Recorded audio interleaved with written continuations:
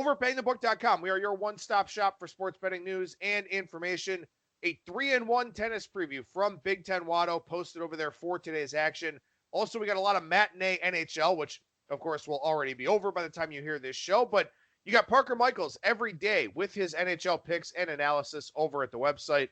My college football power ratings for Week 8 have been posted, as well as my college football opening line report for Week 8.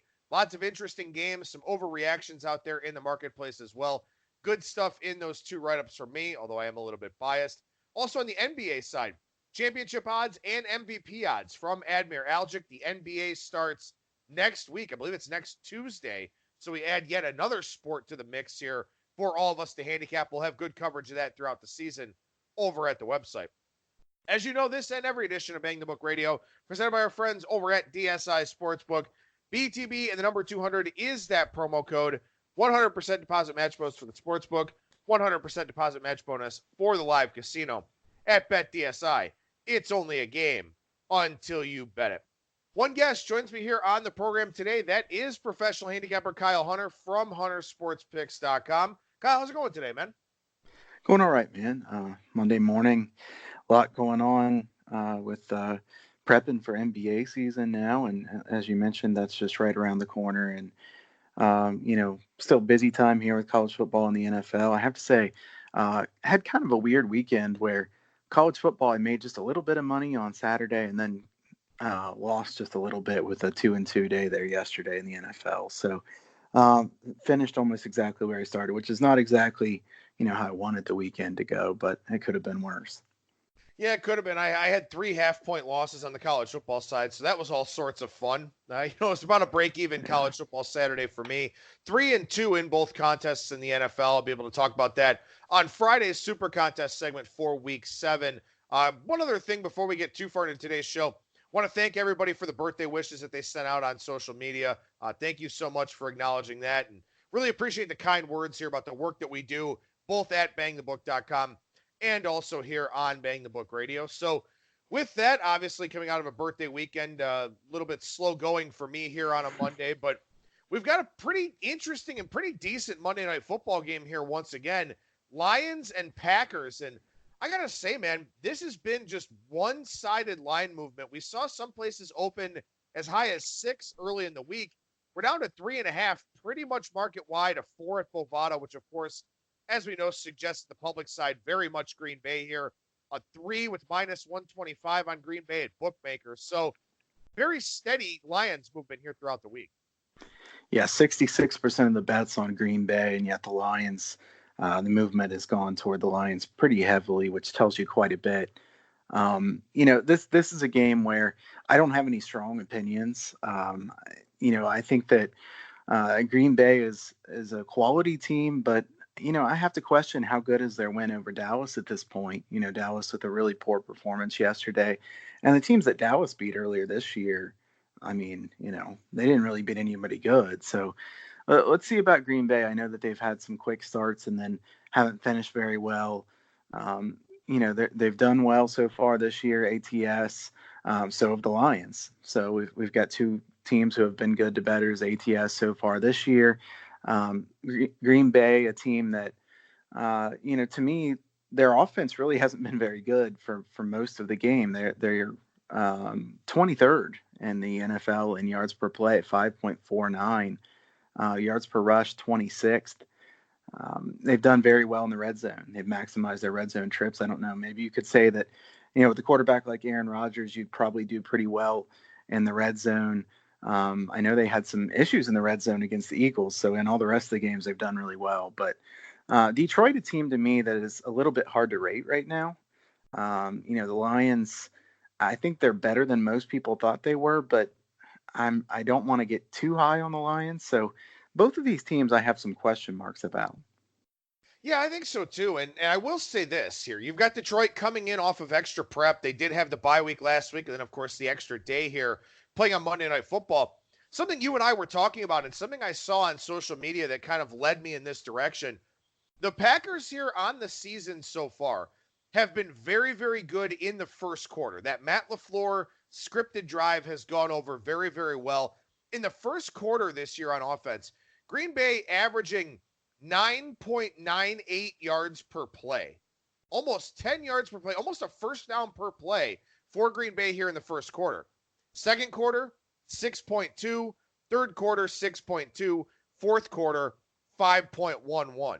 So this is a Green Bay team that does have a good script coming into the game, but as the game goes along, you kind of worry a little bit about Matt LaFleur, his ability to make adjustments. Obviously, his defense has played very well. You give Mike Pettin a lot of credit for that. But that leads me to a couple of different ways to possibly play this game. The first would be Green Bay first quarter, obviously, which is counterintuitive to the fact that Detroit's coming off of a bye with extra prep time. But Green Bay has been very, very efficient on offense in the first quarter. 72 plays, 10 yards per play. So they've been very, very good there. Now, the thing is, if they don't have a good first quarter, because Detroit had the extra prep time to look at, the plays that Matt LaFleur is probably going to roll out in the first quarter, then you're looking at Detroit from a live betting standpoint, because Green Bay, as the game goes along, has gotten progressively worse on offense. So that's how I'd be looking at this game here. Green Bay first quarter, and if they struggle in the first quarter, Detroit in some sort of live betting sense. Yeah, the other thing you wonder about is if you maybe could take a team total in the first half or even first quarter.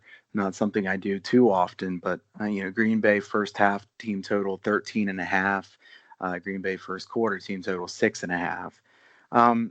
That makes some sense to me, based on the stats that you gave there. I don't have a lot of confidence that Green Bay's offense is going to be really good throughout this game, but they have shown to be very good, like you said, in those scripted plays. So maybe you want to take a team total over early in the game. I think that this is a game where I would have, like you and I said beforehand, we would have liked to have the Lions +6, +5.5, something like that. At this point, I can't take anything on the spread. But actually, I might put a little bit on the team total first half over just to have a little bit of fun here. Yeah, you look at Green Bay here, 4.9 yards per play allowed in the first quarter, 6 in the second quarter, 8.88 in the third quarter, 6.09 in the fourth quarter. So again, look for some in-game running opportunities where the Packers, not a great second half team here so far this year, either on offense or on defense, which is a sign that maybe Matt LaFleur not making the adjustments that are required. So maybe that's the way that you look at this game here tonight. But Kyle, as we take a look at week 6 from an overview standpoint here, what kind of stood out to you in yesterday's action? I think the Saints impressed me quite a bit. Bridgewater, not great. The Saints defense is better than I expected them to be. Also, the Texans win at KC, I thought was a really impressive win. The Texans are a team that has a really high upside. It's hard for me to back the Texans too often because I've seen Bill O'Brien's, mishaps and things like that. But the Texans certainly are a quality team. Those were a couple of the games that really stood out to me. Miami with their tanking, that was pretty interesting, and obviously, like I mentioned already, Dallas with a really poor performance there yesterday. And I'd be remiss if I didn't mention one that I got wrong this past weekend. I picked the Rams. I thought it was a good spot for them with San Francisco on a short week. The Rams with extra time. San Francisco was really, really impressive. So maybe the 49ers are just actually that good. Yeah, the 49ers are extremely impressive for a variety of different reasons because they were also missing both tackles in that game and their fullback going out, Juszczyk or whatever his name is. They had to really adjust their offense a little bit too. And Kyle Shanahan's doing a fabulous job there. Also, Robert Saleh is doing a really good job as the defensive coordinator. He may find himself in a head coaching role here sooner rather than later. And, they've done a great job. Look, this league is about getting after the quarterback. If you don't get to a quarterback, he's going to move the football. And the 49ers are doing a very good job of that. They're disrupting a lot of plays. You've got to give them a lot of credit because they went all in drafting defensive linemen. They've gotten guys like Buckner and Armstead and, of course, Nick Bosa. They did the right things with building up that defense. It took some time, but obviously the 49ers here in great shape. A couple of games you didn't mention that I'll touch on here. The Browns, obviously, that's a game you have to have. That's a very disappointing loss for them. I know Russ made some plays. Russ is your runaway MVP here at this point in time, as far as I'm concerned. But Red zone turnovers, questionable play calling, a lot of things going wrong for the Browns here, a lot of detail-oriented things. I think they may have too many cooks in the kitchen on offense. I think, no pun intended, but Freddie Kitchens trying to do his thing with the offense. I don't think he jives with Todd Monken. I don't think they're a great fit. And they're trying to keep guys like Jarvis Landry happy, trying to keep Odell Beckham happy. They've got to simplify things a little bit here. I know nobody wants to run the football in the NFL anymore, but Nick Chubb is a great running back, a good receiver. They're trying to get Beckham too involved in the offense. It's too telegraphed when Beckham's going to be involved in the offense. And the interception thing for Baker, I get it. A lot of these picks are going off of receivers' hands and whatnot, but ball placement is a skill that a quarterback absolutely must have. It's not a wide receiver's fault if it's thrown behind him and hits him in the hands and gets picked. It's still the quarterback's fault. Baker's had way too many of those here. The play calling in the red zone's been bad. The execution in the red zone's been bad. The Browns are a tough team to back, and I did like them. It was one of my 2 losses in the Circa, the Super Contest. I thought it was a good spot for them. And this is just a team with a lot of talent that just can't put it together. And I think that we could draw a parallel as we start to look at the college side here of some of these college teams, like a UCLA or like a USC, that just had all kinds of talent and couldn't put it together. The Browns are basically like that type of team here. And in the NFL, you can't get away with that. Teams are going to make you pay for that, and teams have made the Browns pay for that so far. Yeah, first of all, I have to say, too many cooks in the kitchen. I think I might have to use that one for the Browns at some point. That was solid. Even if you didn't try to do that, that was pretty nice. Yards per rush, though, the Browns are 5.3 yards per carry so far this year. I agree with you that Chubb has been very good for them. I think that he's probably a little bit underutilized both in the running and passing game at this point. And we know that they haven't been very efficient at all in the passing game. So you wonder if they should try to get Chubb more involved when it comes to the running game and the passing game with some screens and things like that. It's certainly something that he is talented and able to do. So, I think Cleveland's a tough team because it's not going to surprise me if they pull some upsets and beat some good teams, but I wouldn't want to rely on them to, be consistently good either. All right, so let's transition over to the college football side of things here because we got a lot of stuff to get to here on today's show.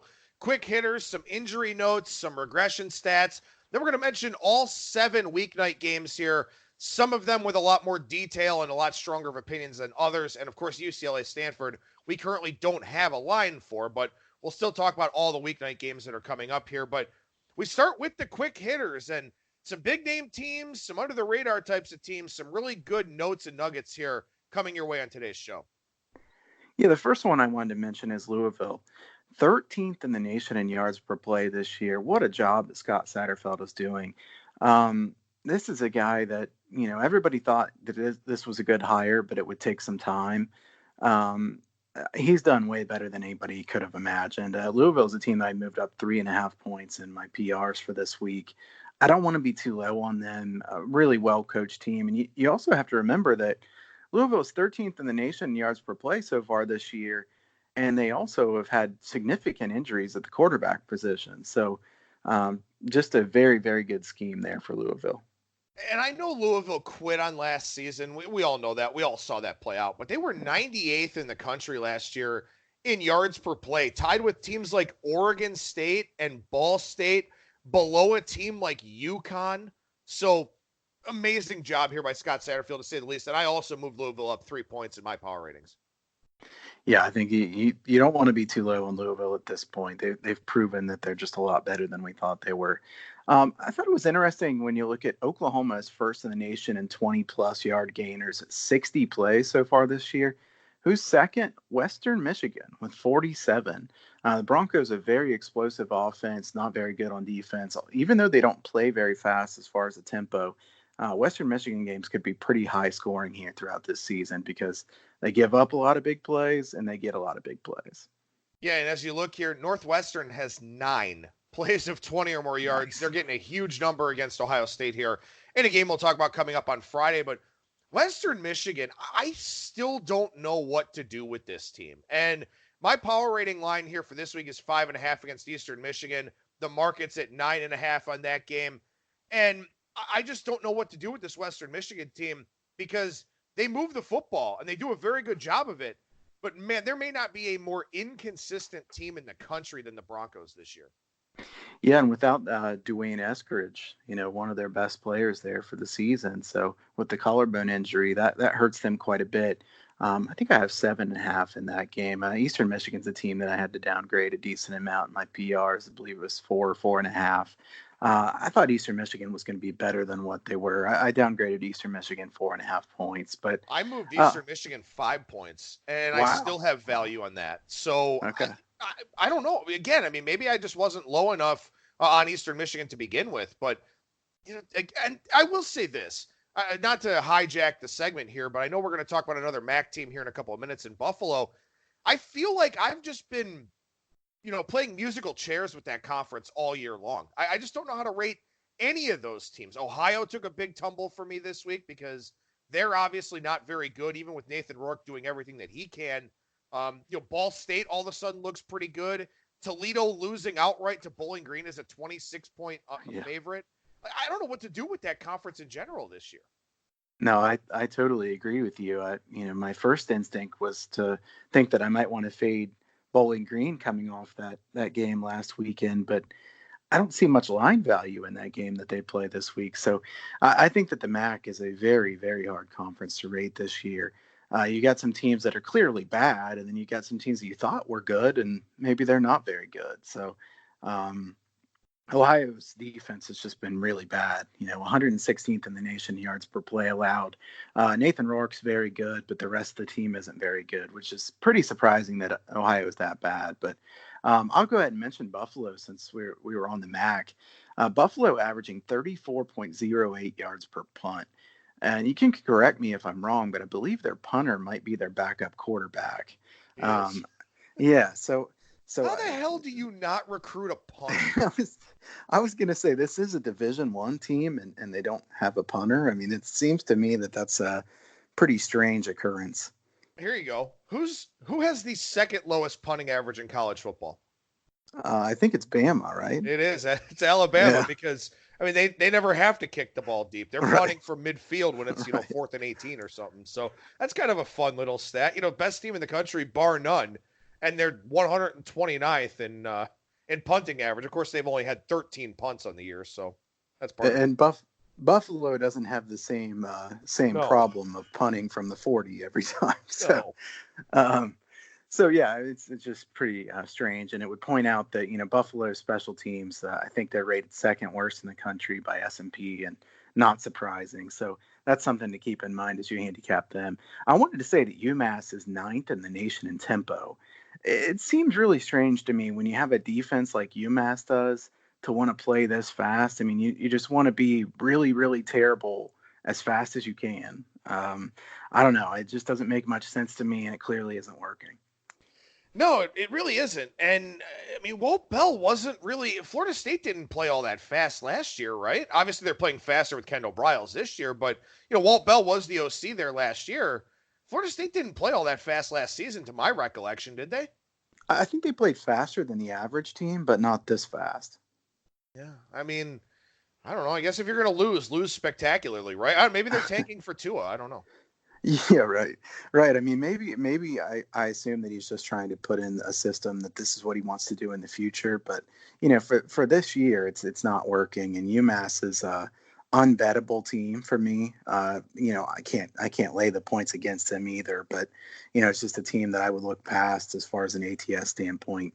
I consider some overs with them if the number's low enough, but it's probably not going to be low enough too often. I think it's interesting to see Kansas is over 7 on 4th down conversion attempts this year.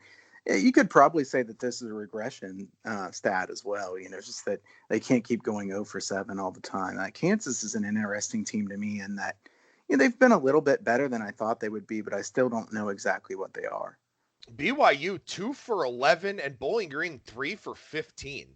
Imagine turning the ball over 12 times on downs through 6 games. I mean, I get it. You're getting blown out every game, so you might as well, except for when you play Toledo.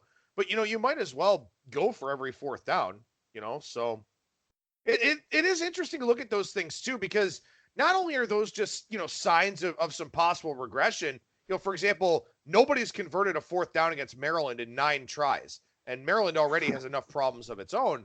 But it's also it speaks to play design and play selection also to see some of these teams that can have success on fourth down and some that don't. And again, these are small sample sizes, and some of these may be, 4th and 15, but a lot of these are probably 4th and 3 or less. So got to keep that in mind too.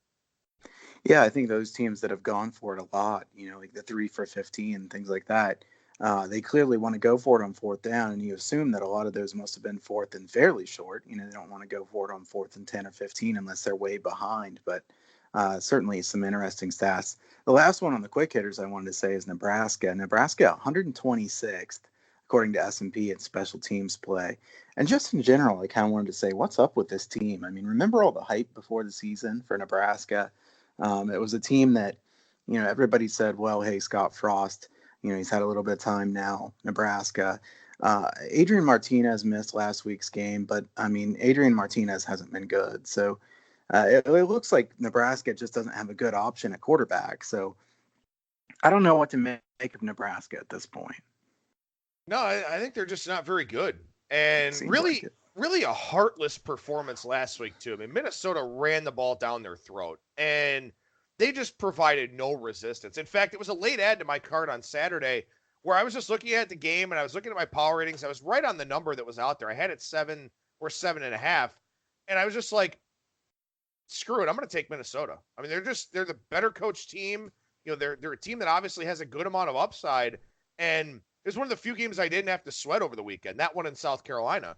And Nebraska's just a mess, man. And again, when you talk about bad special teams, especially when you recruit relatively well, we talked about this point on last week's show, that's a coaching issue, 100%. And maybe Scott Frost isn't going to work there in Lincoln, or at the very least, maybe he needs to fire a special teams coach.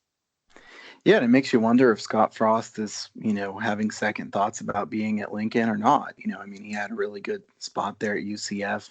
I don't know. Maybe this is still his dream job, and Nebraska still could turn it around. I'm not trying to pretend to think that Scott Frost's time at Nebraska couldn't still be very successful. It's just certainly been a very disappointing start. Well, and as we look around here in college football, and I talked about this on last week's show, a lot of quarterback injuries all over the country. We've got several games here off the board again this week for one reason or another, a lot of them relative to quarterback injuries, but not just the quarterback injuries. You've got cluster injuries. You've got other skill position injuries. Again, it's week 8 here. That war of attrition really starting to wear some of these teams down a little bit. A couple of teams you wanted to mention here specifically today, both from the Lone Star State. Yeah, North Texas, massive injury problems. Mason Fine, I think most people know how good he is. He's a tremendous quarterback. North Texas needs him in a big way. Went down in last game with an injury. I don't think there's been any update on his status. I do know that they're already without their star receiver Rico Bussey. Trey Siggers, the leading running back for North Texas, also left last game with an injury. They've got all kinds of injury question marks.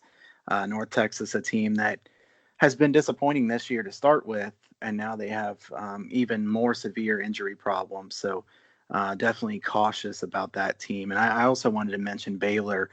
Clay Johnson, linebacker, will miss the rest of the season with a knee injury. I think that's a massive hit for Baylor. He's been the star of the Baylor defense, the leader. I hate to see that for Baylor. And Matt Rule's team has played really, really well. And, losing their top defender, I think will hurt this defense quite a bit. And Baylor doesn't have much margin for error because I don't think they really have better talent than the rest of the Big 12. So I'm curious to see how that affects them going forward.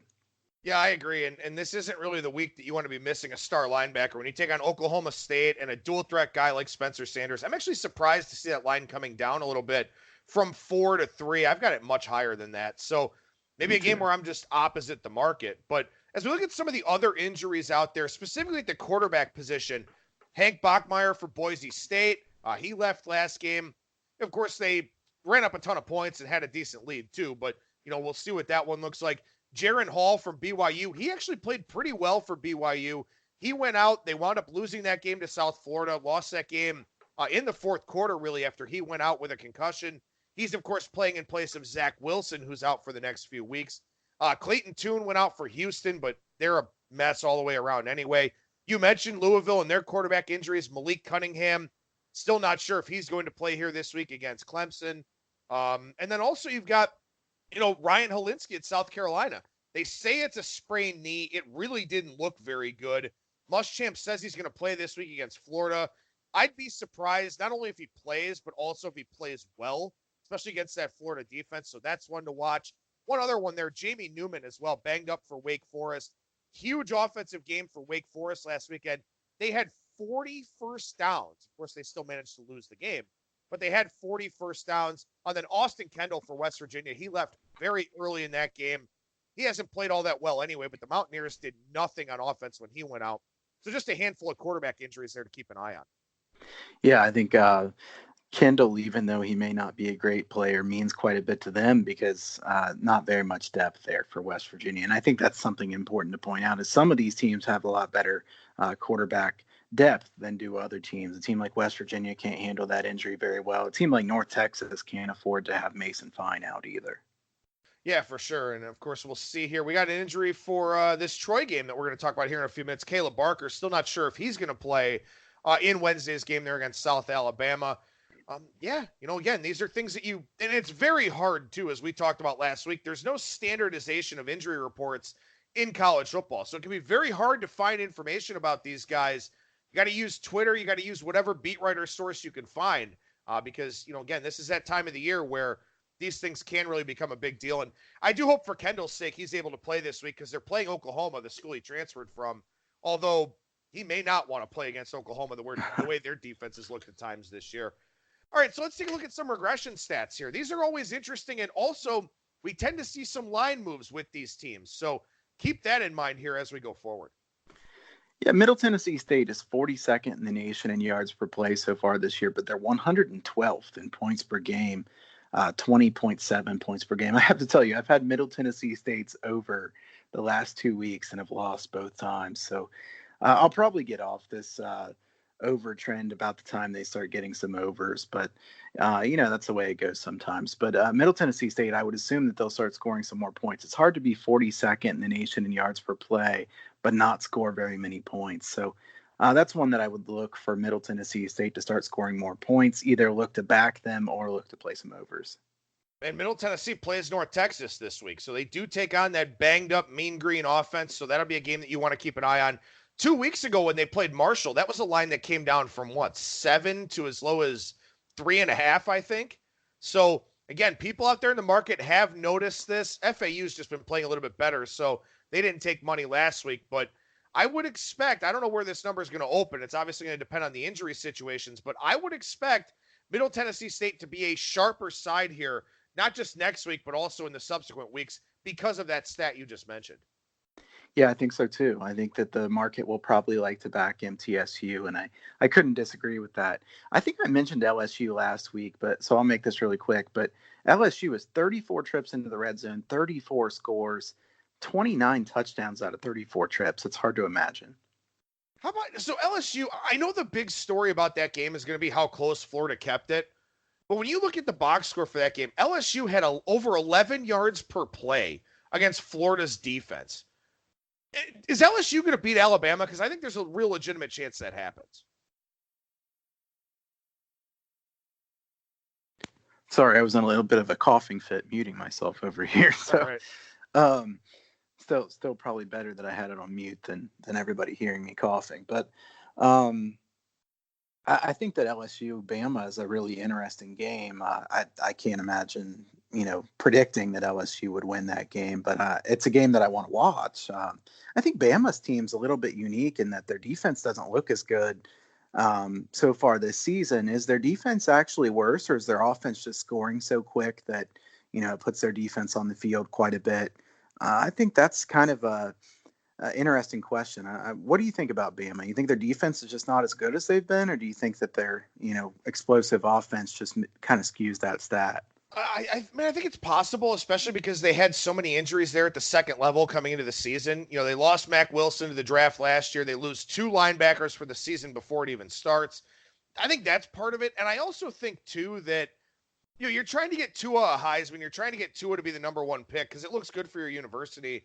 But I kind of wonder if there's this Clemson-esque element to Alabama to where Clemson last week, I mean, that was the first test they've had in conference. And I actually took Florida State in that game, and I regretted it immediately. I wonder if there's kind of a same, semblance of that with Alabama, and in particular Alabama's defense, to where once they know they're going to get tested, they just show up and look like the team of old. That could be it. I don't know. Yeah, I wouldn't want to bet against Alabama. I think they have too much talent, even on the defensive side.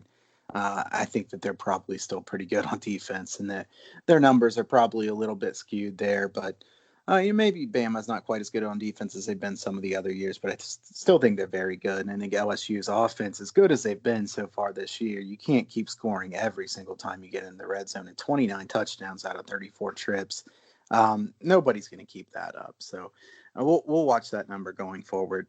Western Michigan, I mentioned earlier, I wanted to say they have positive regression coming in the red zone. 29 trips into the red zone, 23 scores, and only 16 touchdowns. So, everything that I've said here about Western Michigan makes me think that Western Michigan overs could have some value coming up too, because like I said, their defense is really bad. They give up a ton of big plays. They get a lot of big plays. They haven't been able to score in the red zone. I think that will probably improve. Well, and maybe there's a correlation here to the fact that they can't score in the red zone, but they have all these explosive plays of 20 plus yards. When things get tighter there, in the red zone, when you've got less room to work, that probably hurts Western Michigan a little bit. Maybe it's a play design thing, or maybe their wide receivers just don't get separation. The defense kind of, is able to creep in a little bit. The safeties are closer to the line of scrimmage, so maybe that hurts the Western Michigan run game. That sounds like a play design problem to me, because you're obviously moving the football. You're just not moving it when the field gets a little bit smaller. So I don't know. Maybe it's and it's funny too, because Tim Lester, an offensive mind, a quarterback, an offensive coordinator type guy, you would think they'd be a little bit better at that. Yeah, the thing that makes it kind of strange for me is they've had a lot of big plays in the running game, and you would kind of think that they would be able to run even in the red zone. They haven't been too good at that so far this year. They have 47 plays of 20-plus yards, and they have 28 plays of 30 yards or more. So this Western Michigan offense has some really, really big plays so far this year. Now, they've given up a bunch of big plays, like I said, too. 37 plays of 20 yards or more given up. So I think Western Michigan is a team I would look to play some overs with going forward. As I said, they don't play very fast, so you don't want to bet too high of a number, but big plays there on both sides. Florida's defense set for some negative regression. Points per game allowed. They're 51st in the nation in yards per play. Now, I will admit that I think they're a better defense than that. They gave up a lot against LSU last week, and I don't think they're the 51st best defense, but they're 10th in points per game allowed so far this year. It's hard to be 10th in points per game allowed if you're not, an excellent defense. I think Florida's a very good defense. I don't think they're an elite defense. One other quick note on that Western Michigan thing. Eastern Michigan's 103rd in the country in touchdown percentage against in the red zone. So if regression is coming, maybe a good chance that it comes here this week. So I don't know. Maybe my plus 9.5 ticket won't look as good by the time all is said and done on Saturday.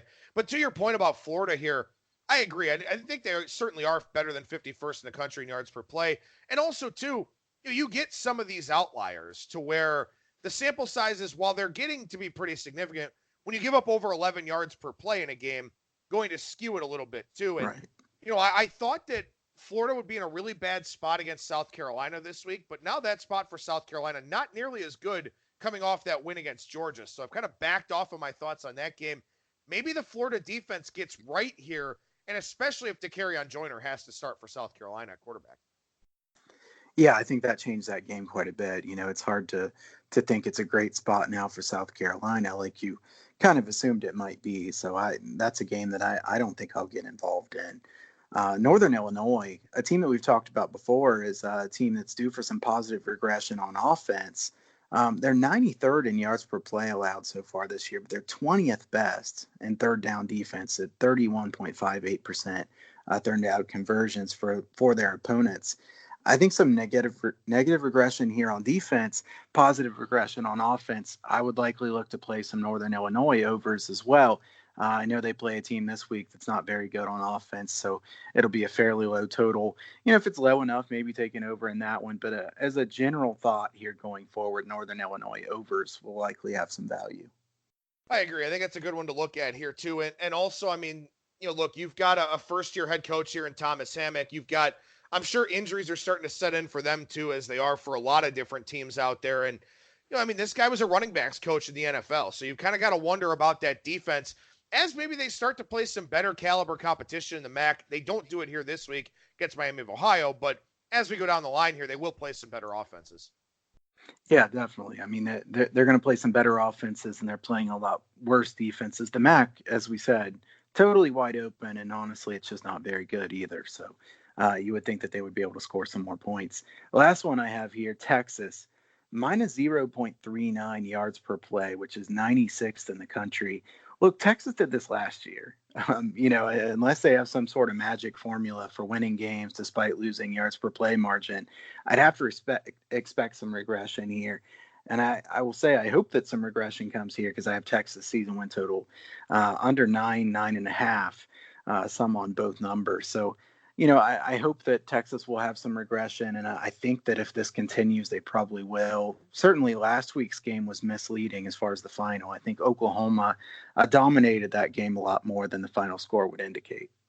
Yeah, when you look at that game last week, Oklahoma left so many points on the field in the first half. They outgained Texas by 200 yards, 511 to 310. So that game was definitely not as close as the box score or as the final score would suggest. And you've still got the narrative, well, Tom Herman as an underdog. Yeah, well, Oklahoma let them stay in that game. They didn't capitalize on their chances in the first half, and that's why Texas was able to cover the number. Otherwise, that game probably looks a lot different.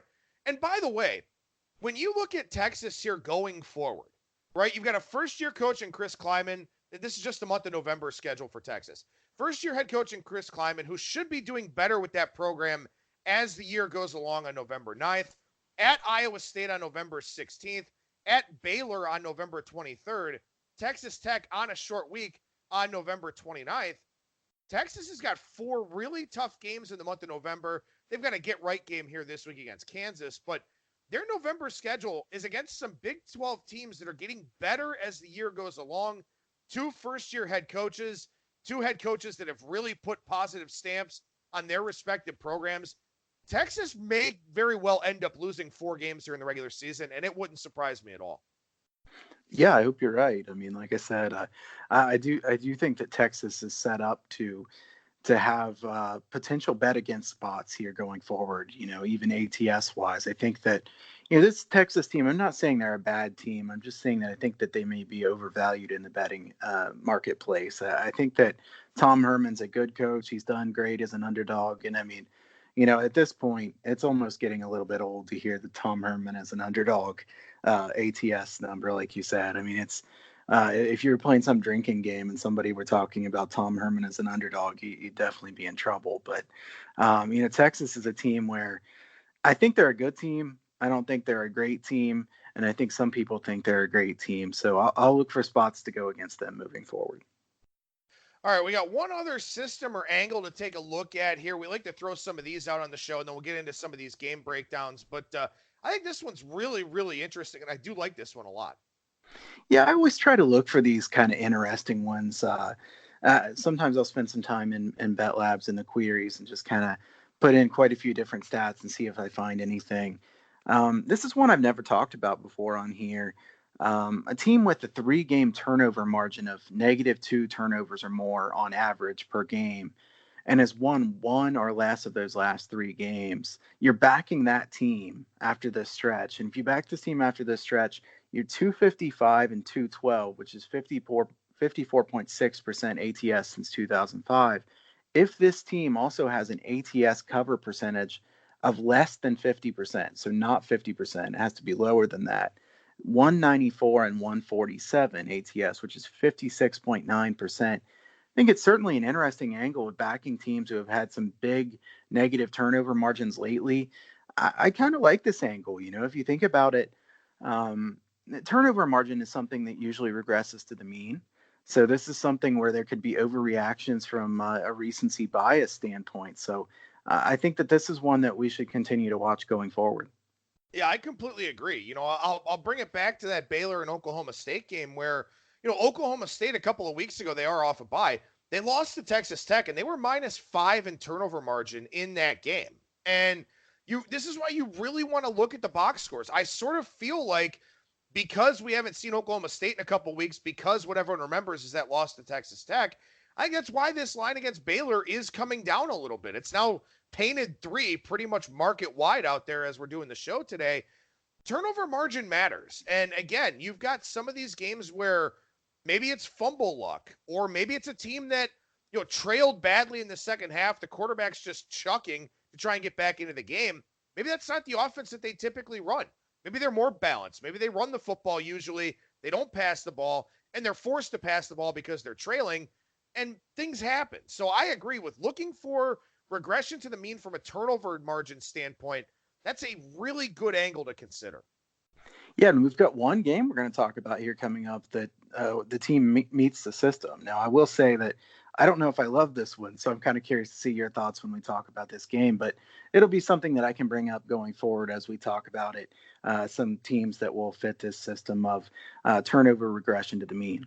Yeah, definitely looking forward to whichever game that is here. And just so our listeners are aware, a few of the top teams here in turnover margin, San Jose State, number 1, they are +12 in turnover margin. They're actually +11 in interceptions alone. So we'll see. I mean, obviously Josh Love has played very, very well this year for them, but one to keep an eye on. Notre Dame is +10 along with San Diego State. The worst teams in the country here, not a big surprise. New Mexico State is -15, Hawaii -12. New Mexico -10, which is really interesting because that's a team that typically doesn't throw the football a whole lot, but they have 11 interceptions here on the season. So they should probably throw it even less than they've been throwing it here this year. All right, so we go to Wednesday, and we go to game 301, 302 here in the Fun Belt. Decidedly less Fun Belt than last week's App State and Louisiana game is South Alabama and Troy. Troy a 2-touchdown and a hook favorite. Some places also the 15 here. Any thoughts on this game that you want to really dive into? Yeah, very, very little to say in this game. Caleb Barker's pretty important to that Troy offense. Have a veteran there throwing it around. South Bama's been a little bit better than I thought they would be so far this year. I would say that the biggest thing that they've improved on is defense. South Bama still doesn't have an offense that can do too much. To me, South Bama is a team that 65% of their offensive plays have been running plays. They can't throw it much at all. I think they want this to be a lower scoring game because I don't think they can keep up with Troy in a higher scoring game. Troy has a much better team in the trenches than does South Bama. They're also much better in special teams. So, I would lean toward taking Troy, but I don't want to bet it without knowing about Caleb Barker. And obviously, 15 points, 14.5, 15 points, nothing great. And that what you said to start with was the first thing I was going to say is just, not nearly as interesting as the game as we had last Wednesday with App State and Louisiana.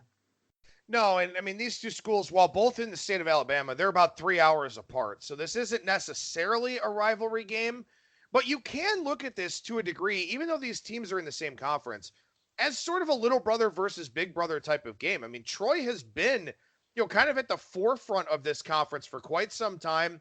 South Alabama, a relative newcomer. Troy is used to having big games against App State or, now Louisiana or Arkansas State, something like that.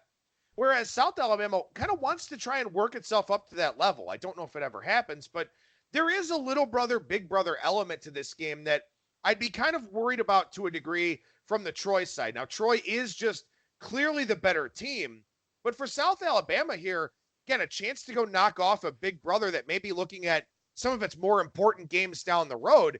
Maybe that's something that does kind of work in South Alabama's favor a little bit here. Troy doesn't play any of those big games until later on in the season. Louisiana and App State are their last 2 games, but still just maybe something to consider a little bit. No, I think that is a good point. I think it's a really good point. Troy, they likely are less excited about this game than is South Alabama. And if you like South Bama, you probably like the under. If you like Troy, that probably correlates to the over. So that's something to keep in mind, too. I know Circa's opening number was 56 on this one. I think that's about right, to be honest. So I don't really have any lean on that number on a total. And like I said, certainly what Barker's status is matters quite a bit here. But I don't think I really want to lay the points with Troy regardless. I think you make a really good point that this game means a lot to South Bama. Troy has, you would say, maybe bigger fish to fry, and we'll see if they overlook this game or if they're just kind of happy to get a close win. So not a game that I'm interested in betting, to be honest. Yeah, I think this is one. I mean, my number is 14, so maybe this is a pizza money type of game. And I'm not talking about going out to a nice Italian restaurant for pizza. I'm talking about getting like, oven fresh, hot and ready pizza or something like that. Kind of pizza money on that one. But this one in the Sun Belt looks better on Thursday night. Louisiana and Arkansas State. And I wound up taking Appalachian State last week. I took the +3 and a little bit of extra juice. Kind of pissed off at myself for not taking the money line too. It felt like one of those spots where we weren't ready for a changing of the guard yet in the Sun Belt Conference, and App State really shut it down defensively. Arkansas State has not shut anybody down in terms of their defense. They gave up over 700 yards to Georgia State a couple of weeks ago. So what about this one here with Louisiana, a 5.5-point road favorite? Yeah, both of us had a winner there in that last Wednesday game. I had under 70 in that game, and App State's defense was just so good in that game. I was really surprised that Louisiana couldn't run more than they did against App State. I think App State's defense is quite a bit better than they looked in the non-conference, thanks to, they gave up quite a few yards in situations where they were ahead by a lot. So I think that number was skewed a little bit on App State's defense, but still a very impressive performance by them. Louisiana and Arkansas State here, I don't think you're going to see any kind of that defense like we saw in that game. Circa had this total at 69. We've got a total that, to me, I think this is a game where I would probably take over if it's at that. I will say that Arkansas State, if you look at that game, it wasn't just one game for Arkansas State. They've given up more than 600 yards per game their last two games. They also gave up 526 yards to SIU. So this is an Arkansas State defense that has some significant weaknesses. Louisiana secondary improved this year. Defensive front, Louisiana not too great. Arkansas State not a good running game. So I think this matchup kind of sets up well for Louisiana. Arkansas State's run defense is a weakness. Louisiana can run very well. Look, this is a Louisiana team that can run on almost everybody. They're second in the nation yards per carry so far this year, 6.85 yards per carry. So this Louisiana rushing offense, I think, will bust some really big plays in this one. My leans here would be over and Louisiana. Yeah, and also Arkansas State gave up 9.9 yards per play to Georgia in a game that the Bulldogs didn't really care too much about. They were just able to do whatever they wanted to do. I will say this. My initial thought on this game was to take Arkansas State. And my line is 4.5, so I'm kind of in the area anyway. It's not like I have a key number or anything like that. My initial thought was Arkansas State just because I feel like this is a tough spot for Louisiana. I know that this game obviously means a lot here, given that it's on the same side within the division. So this is a game that, could very well be a Sun Belt Conference, eliminator game for the West Division, especially because both of these teams now have a loss in conference play. So I think that Arkansas State may be a little bit more accustomed to this type of spot. I think offensively, they're still very, very good. The problem is that Arkansas State defense is just so bad that I can't overlook it, because they're also going to have to be really efficient on offense and maximize their possessions. To some degree, playing Louisiana is like playing an option team, because their offense is so good in a running department that it sort of limits the possessions that you're going to get unless you give up big plays and give up long touchdown runs. So as much as I want to take Arkansas State, and as much as I feel like Arkansas State may be the sharper, quote unquote, side from philosophically in this game, I don't think I can do it.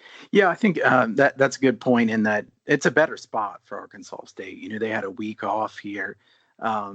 Louisiana was playing App State, a huge game for them.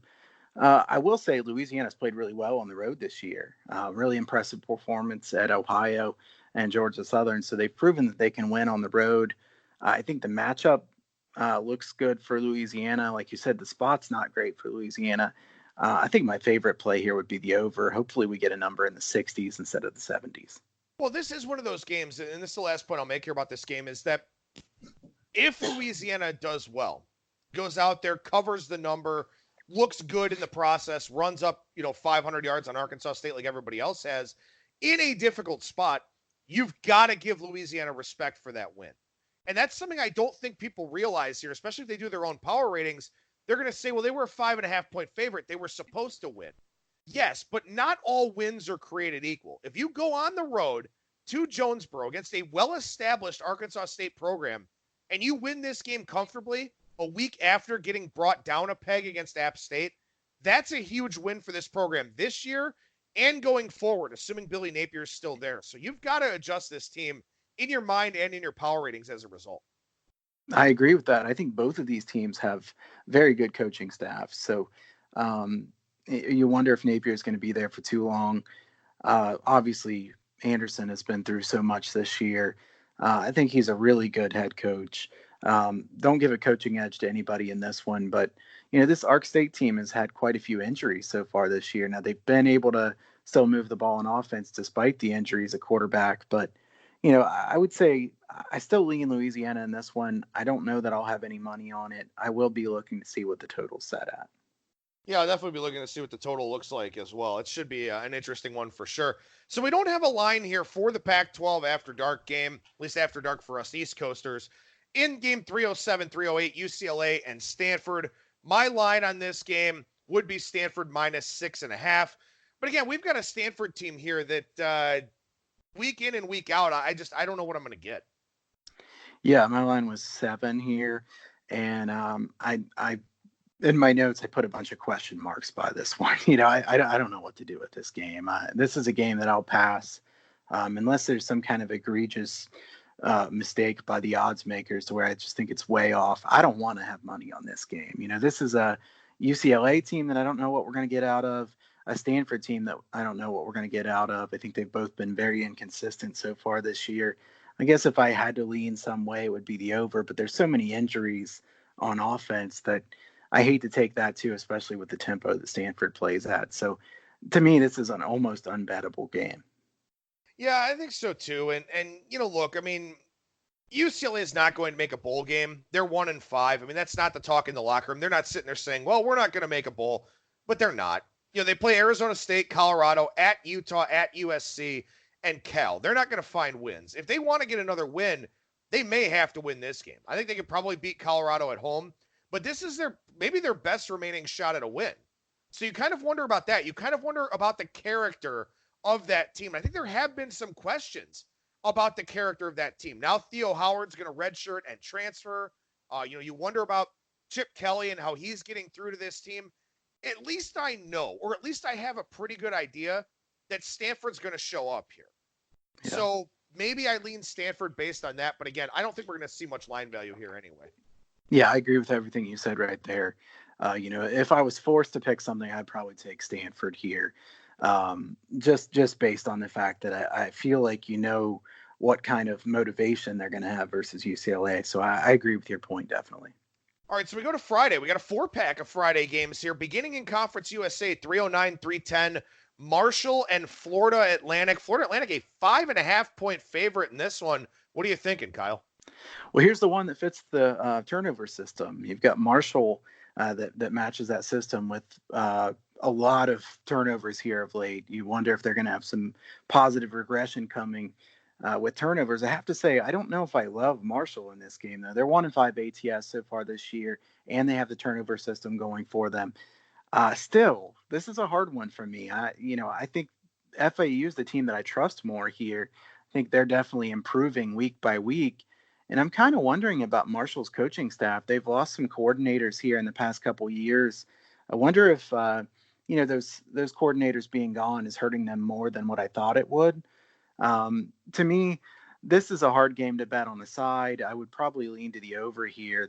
The circa number is 59, which I was hoping it'd be lower than that. So if it's 59, I would probably pass. But, you would think Marshall would start scoring more points. They've constantly gotten down in the red zone and thrown interceptions or somehow missed a field goal or found ways to not score. You would think that they'll start scoring some more points. I think this FAU offense is definitely looking much better in recent weeks. But, I'm curious to see what your thoughts are on the side here based on Marshall being 1-5 ATS, and they do fit that turnover system.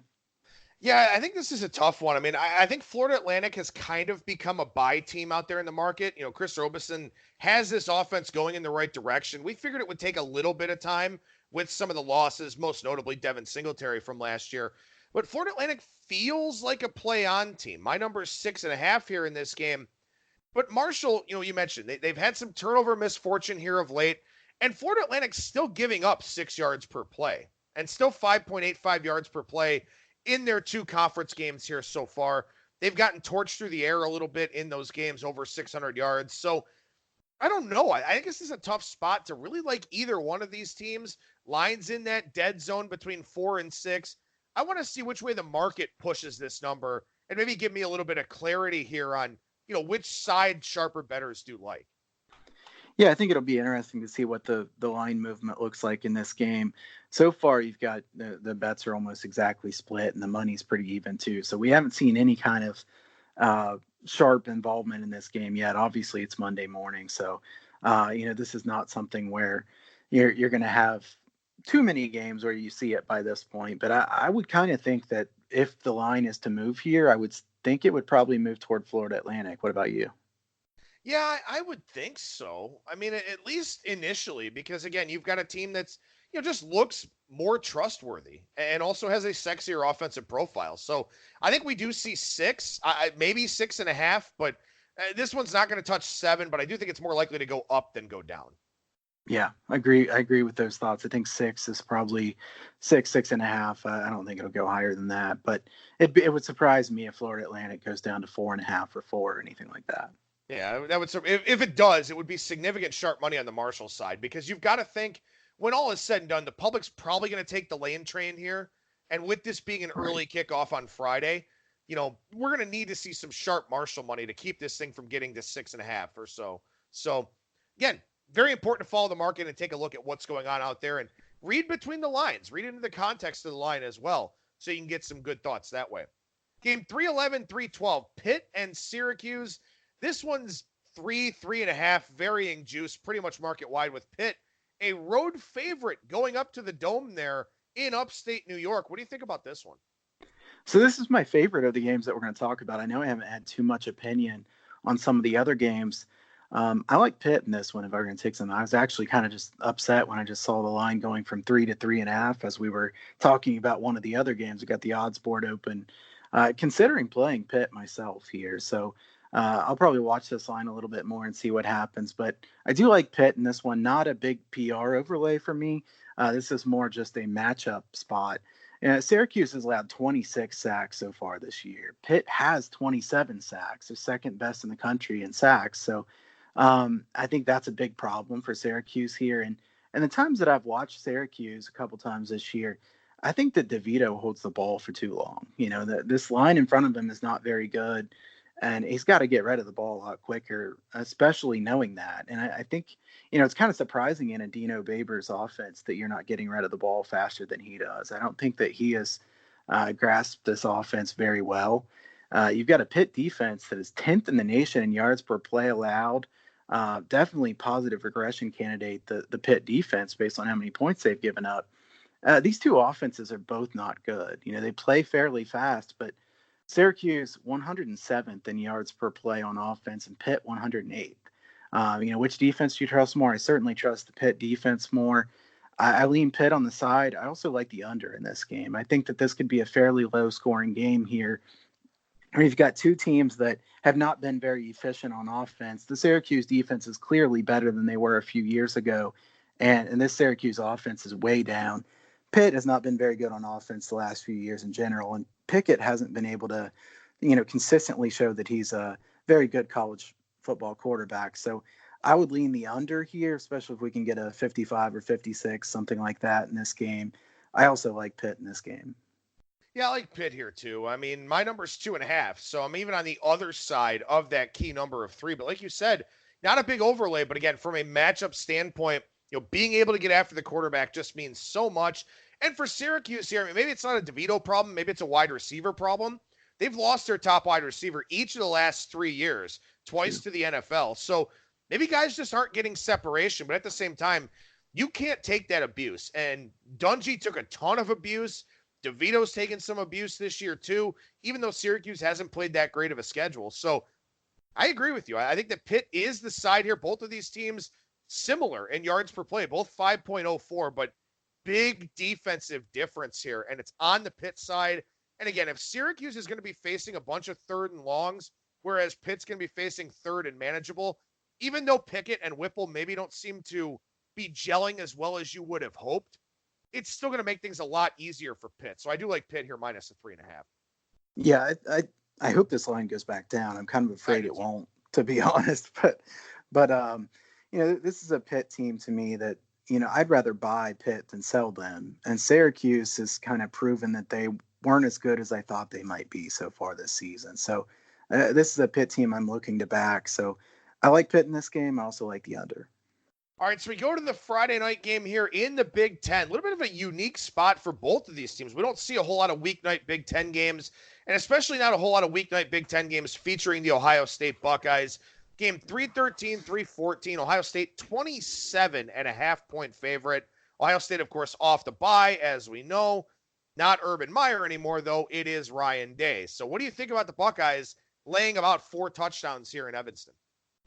I've got a question for you here. I'm going to throw this back and put you on the spot. How many, hopefully you haven't seen this already, but what percentage of the tickets do you think are on Ohio State so far? Ooh, I'd say somewhere around 85 or so. A good guess. Really good. 82% of the bets and 93% of the money on Ohio State here. Kind of my point with that is it's hard for me to imagine Northwestern getting too much support here. You had 27, now 27.5. I think if you like Northwestern, you wait. This line is likely to continue going up. As I handicap this game, I've said before, I don't love having bets in Ohio State games just because I'm such a big Buckeyes fan that, I don't want to be conflicted in any way. But I will say, if I had to bet this game, I would bet Ohio State.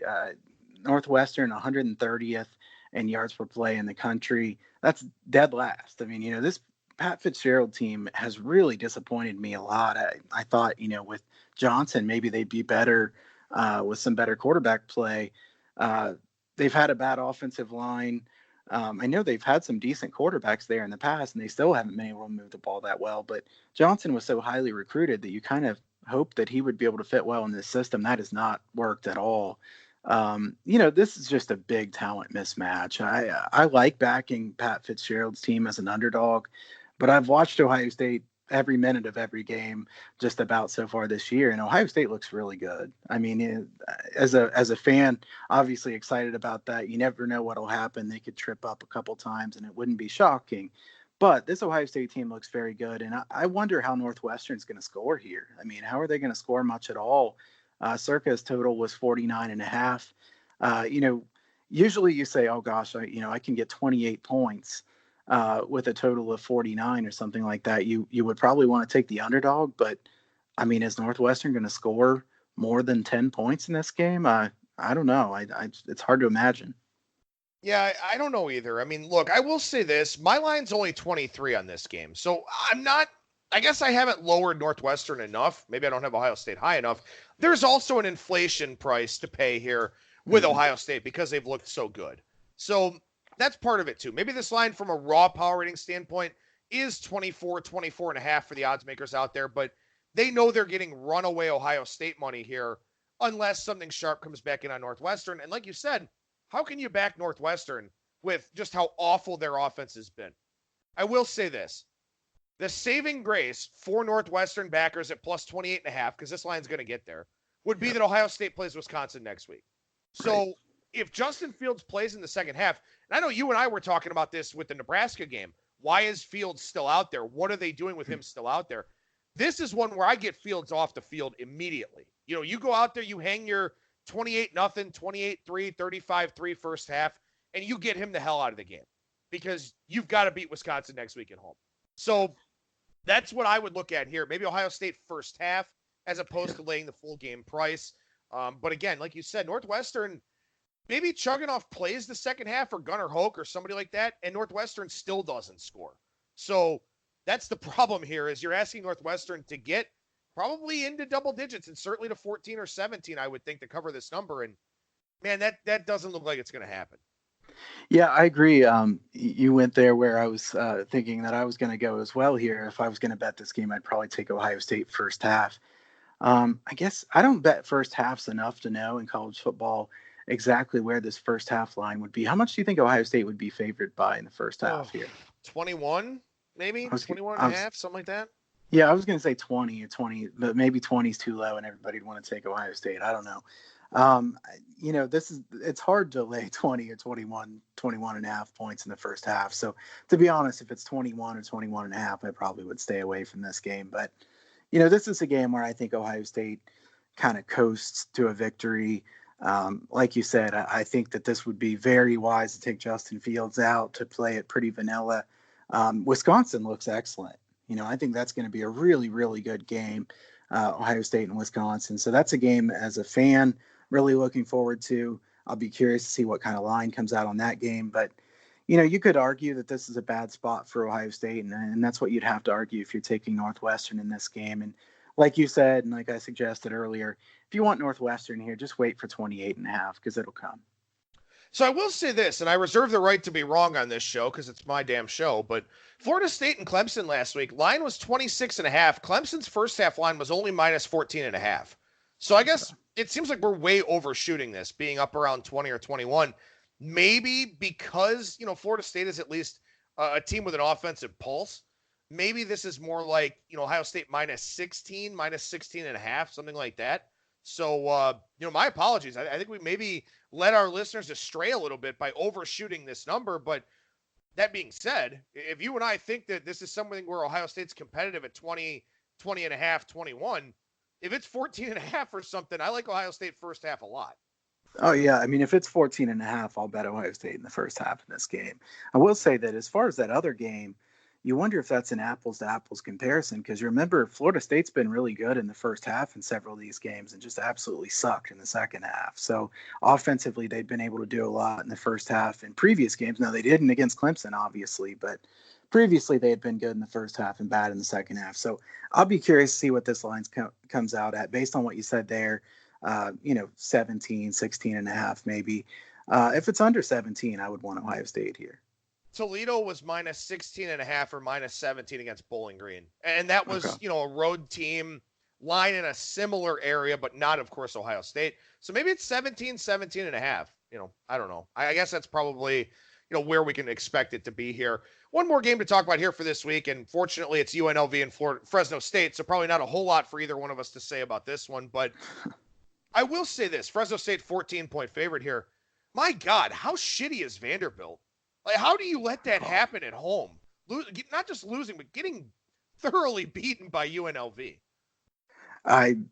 That one really surprised me the most of any game this past Saturday. UNLV really hadn't shown any signs of even really a pulse. Anything.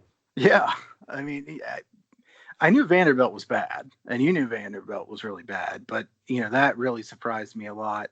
I think that UNLV has been a bit better passing here of late.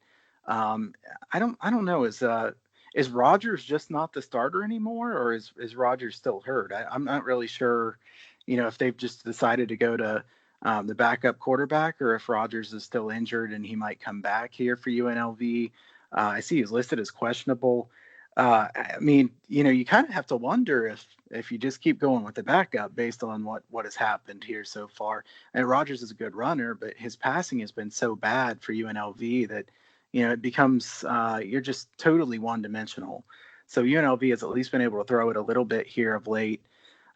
If you look at this game, I don't know what to do with this game. Fresno State clearly down a few notches from the last couple seasons. Their defense is no longer dominant like they've been in the past. They don't have a veteran leader at quarterback. Still, this is a bad spot for UNLV after winning at Nashville. I would say that, they could be feeling pretty good about themselves, and it actually might have been more about Vanderbilt than about them. So 13 and a half was the opening number. We see now 14 or 14 and a half. And I think it's interesting to point out that early in the week, you got 58% of the bets on UNLV, but 68% of the money here on Fresno State.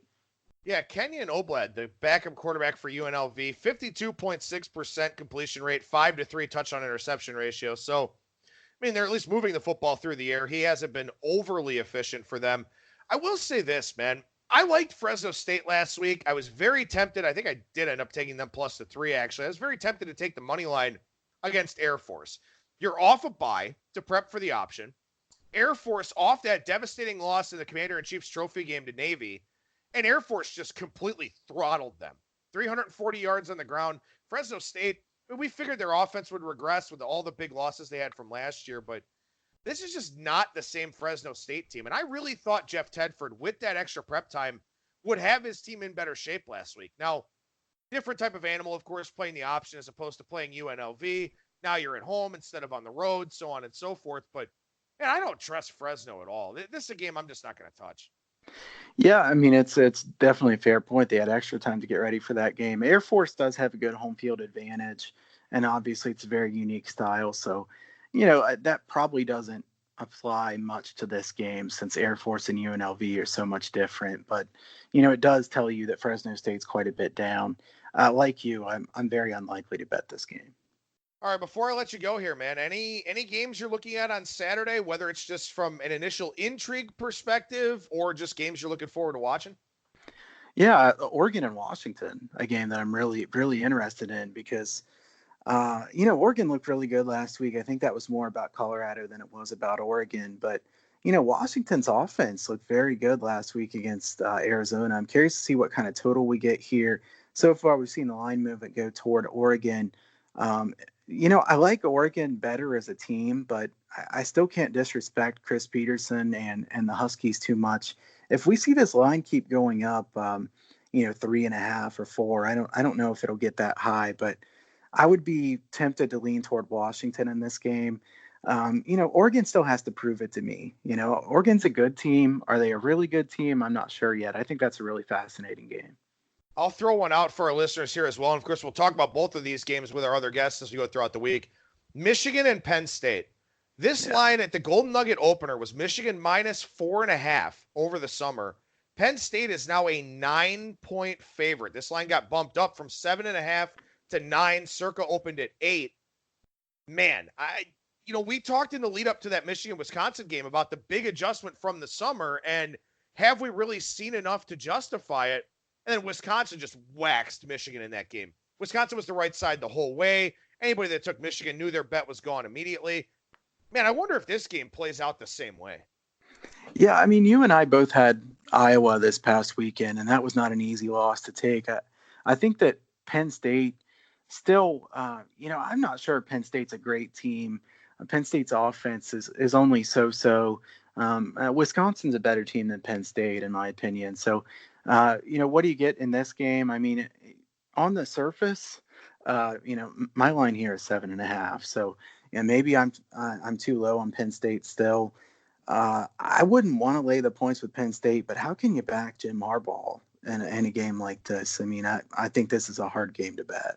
I think so too. My line's 7. So, again, I mean, I don't think I'm gonna do the mental gymnastics to give myself a Michigan ticket, but oh boy, especially 9. I mean, the total's not going to be that high for this game either. I mean, that's a big number with what's going to be a pretty reasonable total. So, right. Oof, man. Well, I guess we'll see how that one plays out. And of course, we'll talk about that one throughout the week here with our other guests that join us. Kyle Hunter, professional handicapper over at huntersportspicks.com. What's going on over there right now, man? With just about 3 weeks left till college basketball starts.